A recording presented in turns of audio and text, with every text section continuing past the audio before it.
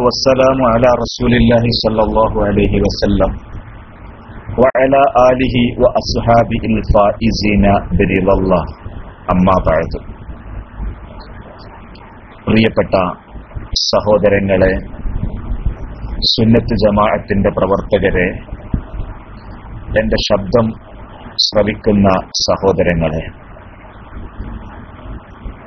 ഖനാഅത്ത് എന്ന വിഷയത്തിൽ ഒരു ചെറിയ രൂപത്തിൽ ക്ലാസ് എടുക്കണമെന്ന് നമ്മുടെ ജാഫർ സാഹിബ് പലവട്ടം പറഞ്ഞതാണ്.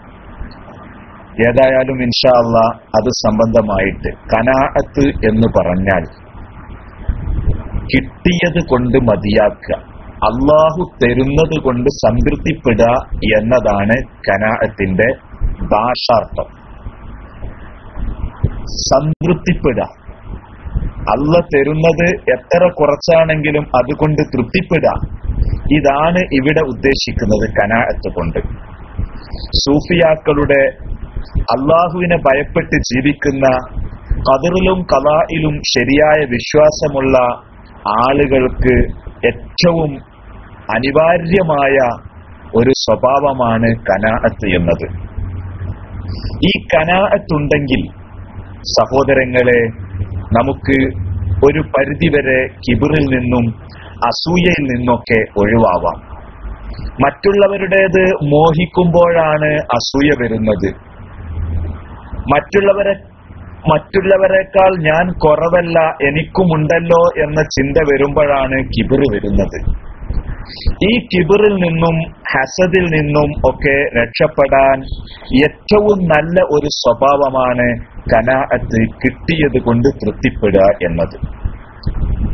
മഹാനായ ഖലീലുല്ലാഹി ഇബ്രാഹിം അലൈഹിസ്സലാം അല്ലാഹുവിനോട് ചോദിച്ചില്ലേ, കൈഫ തുഹിയിൽ മൗത്ത, പടച്ചവനെ, മരിച്ചവരെ നീ എങ്ങനെയാണ് ഹയാത്താക്കുക? അത് ചോദിച്ചപ്പോ ഫഖുദ് അർബഅത മിന ത്വയ്ർ, 4 പക്ഷികളെ നിങ്ങൾ പിടിക്കണം എന്ന് പറഞ്ഞു. 4 പക്ഷികളെ പിടിച്ച് അവകളെ അറുത്ത് അവകളുടെ തൂവലും മാംസത്തിന്റെ വിവിധ ഭാഗങ്ങളും വിവിധ പർവ്വതത്തിന്റെ മുകളിൽ വെച്ച് നിങ്ങൾ അവരോട് വിളിക്കാൻ പറഞ്ഞാൽ അവർ വരും, നിങ്ങൾക്ക് മരിച്ചവരെ ഹയാത്താക്കുന്നത് കാണാം എന്ന് റബ്ബ് പറഞ്ഞിരുന്നു. ആ 4 ജീവികളിൽ ഒരു ജീവിയാണ് കാക്ക, മറ്റൊരു ജീവിയാണ് പരുന്ത്. ഈ കാക്കയെയും പരുന്തിനെയും തെരഞ്ഞെടുക്കാനുള്ള കാരണം എന്താ? ഖനാഅത്തിന് വിരുദ്ധമായ ദൂഷ്യ സ്വഭാവമുള്ള ജീവികളാണ് ഇവർ 2 പേരും. അഥവാ കാക്കക്ക് അമിതമായ ഭക്ഷണത്തിനോടുള്ള അലച്ച.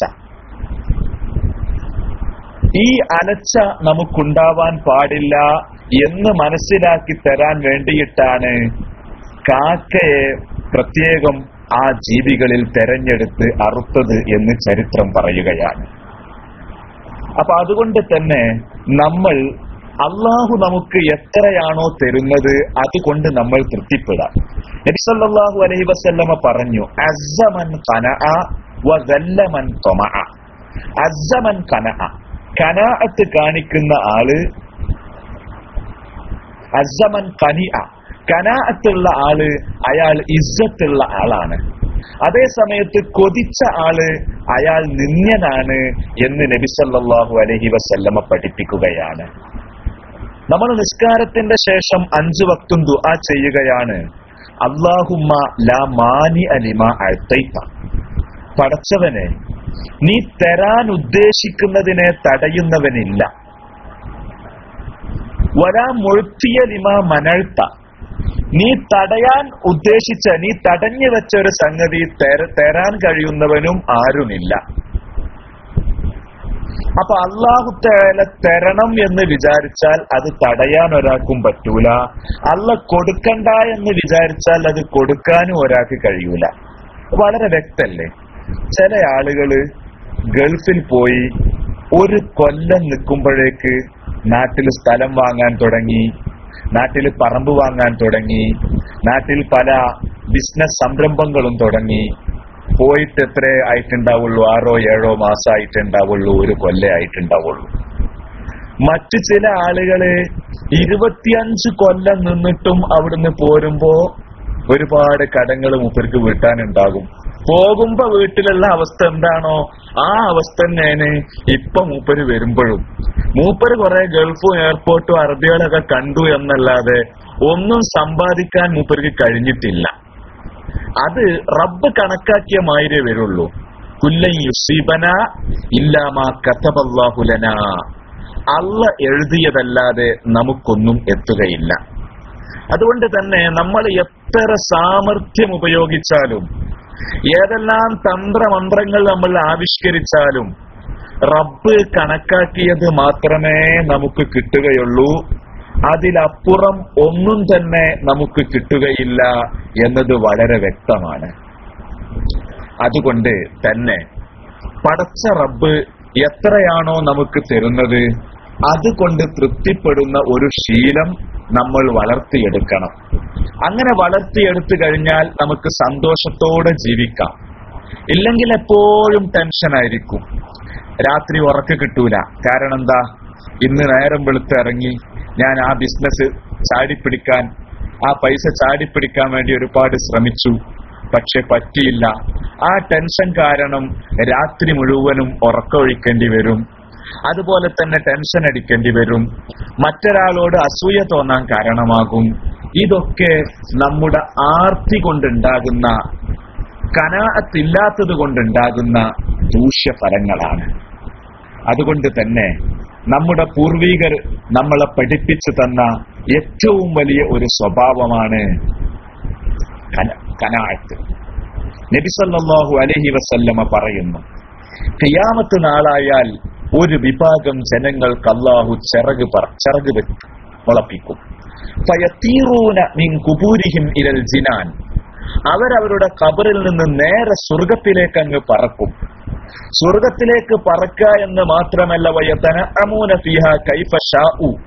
അവരുദ്ദേശിച്ച രൂപത്തിൽ അവർ സ്വർഗം ഇങ്ങനെ ആസ്വദിച്ച് അങ്ങോട്ടും ഇങ്ങോട്ടും നടക്കുകയാണ്. ഫതഖൂലു ലഹുമുൽ മലായിക. മലക്കുകൾ അവരോട് ചോദിക്കും, ഹൽ റഅയ്തുമുൽ ഹിസാബ്. നിങ്ങൾ ഹിസാബ് കണ്ടോ? അപ്പൊ അവര് പറയും, മാ റഅയ്നാ ഹിസാബ.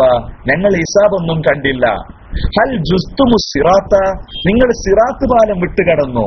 അപ്പൊ ഇവര് പറയും, പറക്കുന്ന ആൾക്കാർ പറയും, മാ റഅയ്നാ സിറാത്ത്. ഞങ്ങൾ സിറാത്ത് ഒന്നും കണ്ടിട്ടില്ല. വീണ്ടും ചോദിക്കും, ഹൽ റഅയ്തും ജഹന്നം. നിങ്ങൾ നരകം കണ്ടോ? ഫയഖൂലൂൻ മാ റഅയ്നാ ശൈഅ. ഞങ്ങൾ ഒന്നും കണ്ടിട്ടില്ല.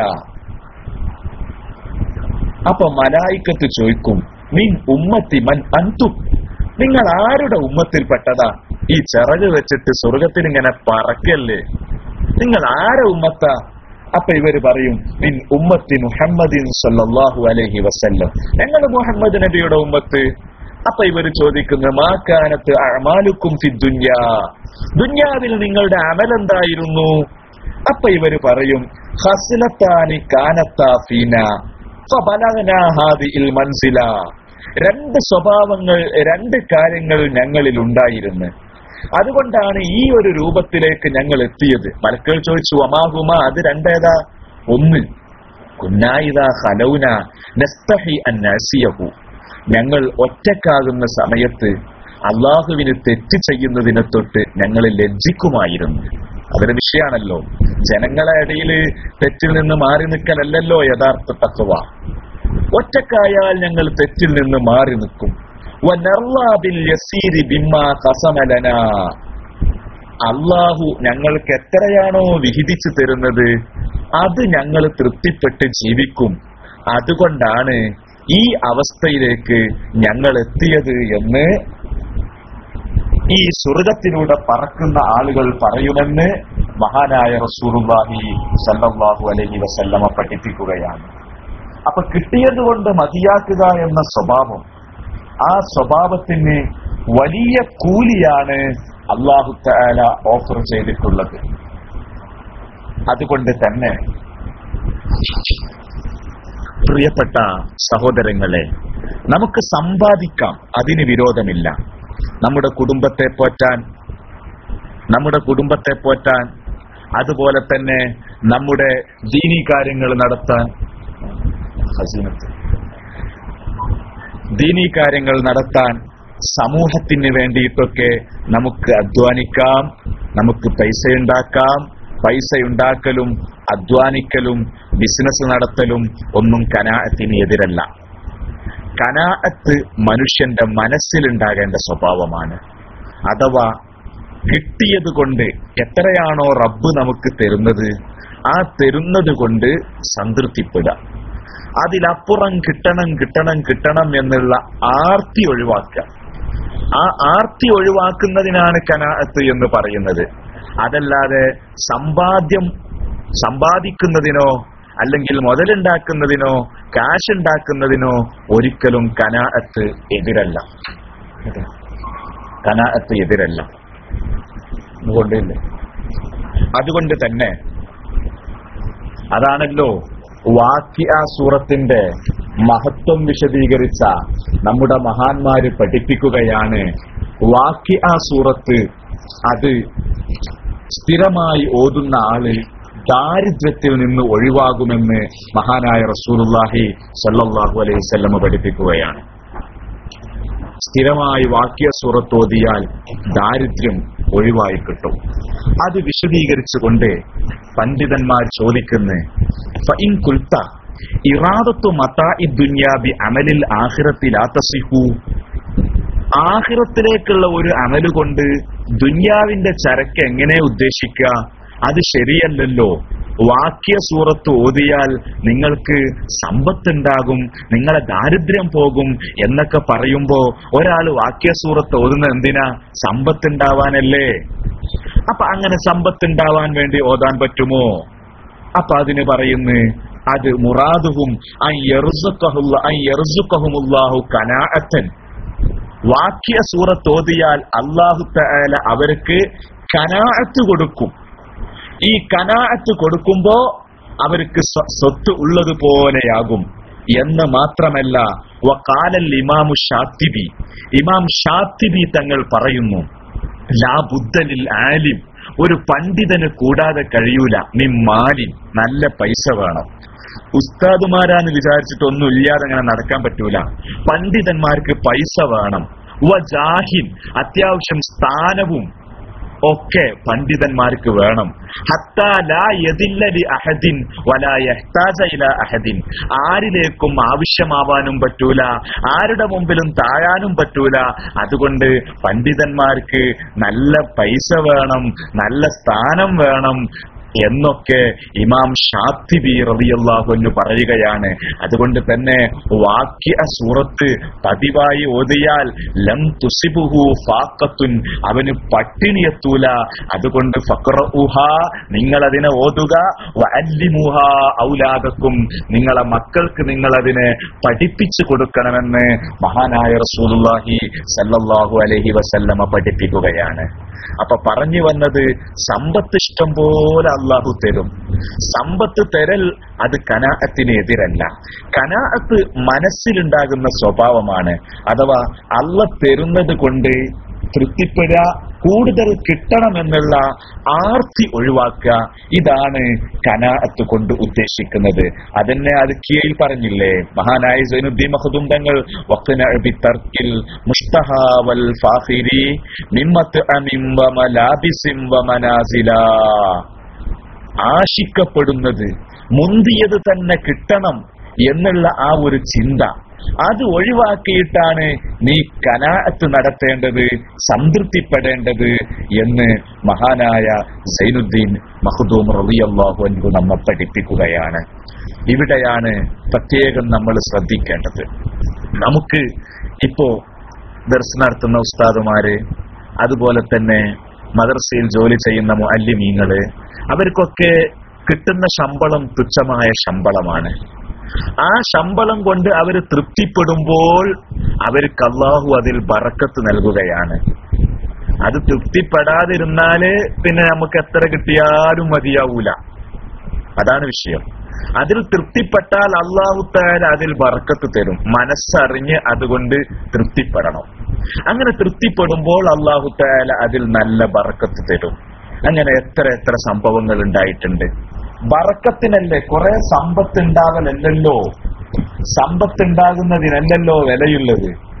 മറിച്ച് ഉള്ളതിൽ ബറക്കത്ത് കിട്ടുന്നതിനാണ് ഏറ്റവും വലിയ കൂലിയുള്ളത്, ഏറ്റവും നല്ല പുണ്യമുള്ളത്. ഒരാൾക്ക് 1,00,000 രൂപ ശമ്പളം കിട്ടുന്നുണ്ട്. അയാൾക്ക് ഒരു 75,000 റുപ്യ അയാൾക്കും അയാളെ കുടുംബത്തിനും മാസത്തില് ഹോസ്പിറ്റൽ കേസായിട്ടും മറ്റു ചെലവുകളായിട്ട് പോകുന്നുണ്ട്. എന്നാ പിന്നെ ആ 1,00,000 കൊണ്ട് എന്ത് വിലയാണുള്ളത്? ആ 1,00,000ത്തിന് ഒരു വാല്യൂ ഇല്ലല്ലോ. അപ്പൊ കുറെ ഉണ്ടാവലല്ല, ഉള്ളതിൽ അല്ലാഹു തആല ബർക്കത്ത് തരലാണ് ഏറ്റവും വലിയ വിജയം എന്ന് നമ്മൾ പ്രത്യേകം മനസ്സിലാക്കേണ്ടതാണ്. നോക്ക് നിങ്ങള്, ഒരു മനുഷ്യൻ, ആ മനുഷ്യന് 4 മക്കളുണ്ടായിരുന്നു. 4 മക്കളുണ്ടായിരുന്നു. അങ്ങനെ അയാൾ രോഗിയായി. രോഗിയായപ്പോ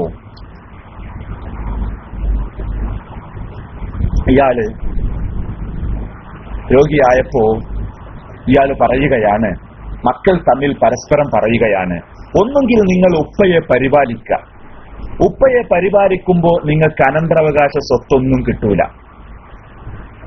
അല്ലെങ്കിൽ ഞാൻ ഉപ്പയെ പരിപാലിക്കാം, എനിക്ക് ഉപ്പയുടെ അനന്തരാവകാശം ഒന്നും വേണ്ട. അങ്ങനെ ഈ കുട്ടി ഉപ്പയെ സംരക്ഷിച്ചു. അനന്തരാവകാശം ഒന്നും കിട്ടിയില്ല. രാത്രിയായപ്പോൾ ഇയാളോട് സ്വപ്നത്തിൽ ഒരാൾ വന്നു പറഞ്ഞു, ഇഴ്ത്തി മക്കാന കഥാ വക്കഥ, ഇന്നാലിന്ന സ്ഥലത്തേക്ക് നീ പോവുക, ഫഖുദ് മിഅത്ത ദീനാർ, അവിടെ 100 ദീനാർ ഉണ്ട്, അത് നീ പോയി എടുത്തോ. അയാൾ ഉപ്പയെ പരിപാലിച്ചതാണ്, അയാൾക്ക് അനന്തരാവകാശം ഒന്നും കിട്ടിയതുമില്ല. അപ്പൊ ഇയാൾ ചോദിച്ചു, അഫീഹ ബറക്കത്തുൻ, ആ 100 ദീനാറിൽ ബർക്കത്തുണ്ടോ? അപ്പോ സ്വപ്നത്തിൽ വന്ന ആള് പറഞ്ഞു, ഇല്ല, അതിൽ ബർക്കത്തില്ല. ഇയാൾ നേരം വെളുത്തപ്പോ ഭാര്യയോട് പറഞ്ഞു, സ്വപ്നത്തിൽ വന്നിട്ട് 100 ദീനാർ ഇന്ന സ്ഥലത്തുണ്ട് എന്നൊരാളോട് പറഞ്ഞു, ബർക്കത്തില്ല എന്നും പറഞ്ഞിട്ടുണ്ട്, എന്താ ചെയ്യേണ്ടത്? അപ്പൊ ഭാര്യ പറഞ്ഞു, ഖുദ്ഹ, നിങ്ങൾ അത് എടുത്തോളി, അത് ബർക്കത്തുണ്ടോ ഇല്ല എന്നുള്ളത് നിങ്ങൾ നോക്കേണ്ട ആവശ്യമില്ല, നിങ്ങളത് പോയി എടുത്തോളി എന്ന് ഭാര്യ പറഞ്ഞു. ഇയാളത് സമ്മതിച്ചില്ല. അന്ന് രാത്രി ഉറങ്ങുമ്പോ വീണ്ടും സ്വപ്നത്തിൽ വന്ന്, നിങ്ങൾ ഇന്നാലിന്റെ സ്ഥലത്ത് പോയിക്കോളി, ഫഖുദ് മിന്നു 10 ദനാനീർ, അവിടെ 10 ദീനാറുണ്ട്. അപ്പൊ ചോദിച്ചു, അതിൽ ബർക്കത്തുണ്ടോ? ഫീഹാ ബർക്കത്തുൻ, അതിൽ ബർക്കത്തുണ്ടോ എന്ന് ചോദിച്ചു. ഇല്ല, അതിലും ബർക്കത്തില്ലായിരുന്നു. നേരം വെളുത്തപ്പോ ഭാര്യയോടത് പറഞ്ഞപ്പോ ഭാര്യ പറഞ്ഞു, നിങ്ങൾ ഇങ്ങനെ ബർക്കത്തില്ല എന്ന് പറഞ്ഞിട്ടത് മുടക്കണ്ട, അത് പോയി എടുത്തുകൂടെ എന്ന് പറഞ്ഞപ്പോൾ ഭർത്താവ് വിസമ്മതിച്ച്. ഇയാൾ പറഞ്ഞു, ബർക്കത്തില്ലാത്തത് 100 1000 കിട്ടിയിട്ട് എന്താ കാര്യം?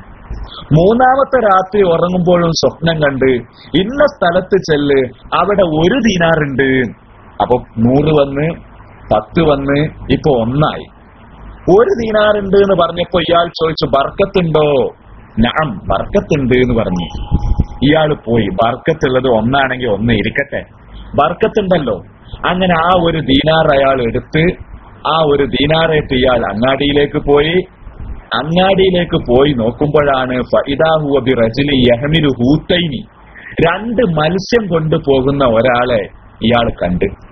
അപ്പൊ ചോദിച്ചു, ബിക്കം ഹുമ, ഈ 2 മത്സ്യം എത്ര റുപ്യക്ക് വിൽക്കും? ബി ദീനാരിൻ, 1 ദീനാർ മതി എന്ന് പറഞ്ഞു. ഫഅഖദഹുമാ മിൻഹു ബിദ്ദീനാർ, ഈ 1 ദീനാർ കൊടുത്ത 2 മത്സ്യം ഇദ്ദേഹം വാങ്ങി.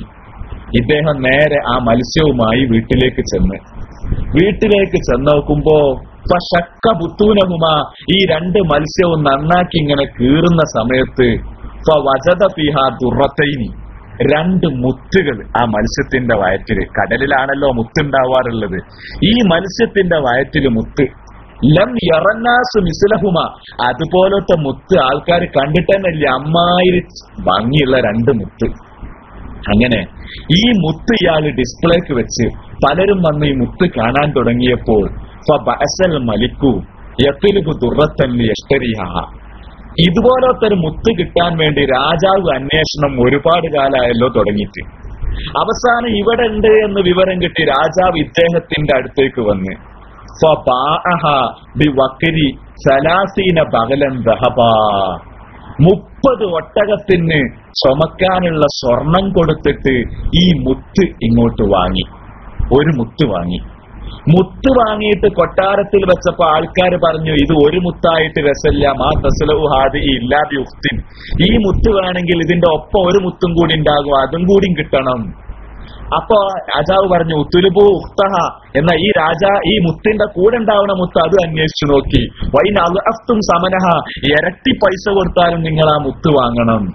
അങ്ങനെ ആളുകൾ വന്നിട്ട് ഇയാളോട് ചോദിച്ചു, ഇതിന്റെ സഹോദരിയായ മുത്ത്, ഇതിന്റെ കൂടെയുള്ള മുത്ത് നിങ്ങളടുത്തുണ്ടോ? നേരത്തെ തന്നതിന്റെ ഇരട്ടി നമുക്ക് തരാ. അപ്പോ വേണോന്ന് ചോദിച്ചു. വേണമെന്ന് പറഞ്ഞു. ഇപ്പൊ നേരത്തെ 30 ഒട്ടകം നിറച്ച് കൊടുത്തിരുന്നു, ഇപ്പൊ 60 ഒട്ടകത്തിന് ചുമക്കാവുന്ന അത്ര സ്വർണം കൊടുത്തിട്ട് ആ മുത്തും കൂടി രാജാവിന്റെ ആൾക്കാർ വാങ്ങി. ഇപ്പൊ ഇയാൾ എന്തായി? വലിയ ധനാഢ്യനായി. എന്തുകൊണ്ടാണ് ഇയാൾ ധനാഢ്യനായത്? ശ്രദ്ധിക്കണം. ഇയാൾ ധനാഢ്യനായത് ഇന്നാലിന്ന സ്ഥലത്ത് ഉപ്പയെ പരിപാലിച്ചു, അനന്തരാവകാശം ഒന്നും കിട്ടിയില്ല. ഇന്നാലിന്ന സ്ഥലത്ത് 100 ദീനാറുണ്ട്, അത് പോയി എടുത്തോ എന്ന് പറഞ്ഞപ്പോ ബർക്കത്തുണ്ടോ എന്ന് ചോദിച്ചു, അതിൽ ബർക്കത്തില്ല എന്ന് പറഞ്ഞപ്പോ ഒഴിവാക്കി. 10 ദീനാറ് പറഞ്ഞപ്പോ ബർക്കത്തുണ്ടോ എന്ന് ചോദിച്ചു, ബർക്കത്തില്ല എന്ന് ഒഴിവാക്കി. അവസാനം 1 ദീനാർ ഉണ്ട് എന്ന് സ്വപ്നത്തിൽ വന്ന് പറഞ്ഞപ്പോ ബർക്കത്തുണ്ടോ എന്ന് ചോദിച്ചപ്പോ ബർക്കത്തുണ്ട് എന്ന് പറഞ്ഞു. ആ 1 ദീനാറ് കൊണ്ട് ഇയാൾ മാർക്കറ്റിൽ നിന്ന് മത്സ്യം വാങ്ങിയപ്പോഴേക്കും ഇയാൾ വലിയ കോടീശ്വരനായി മാറി.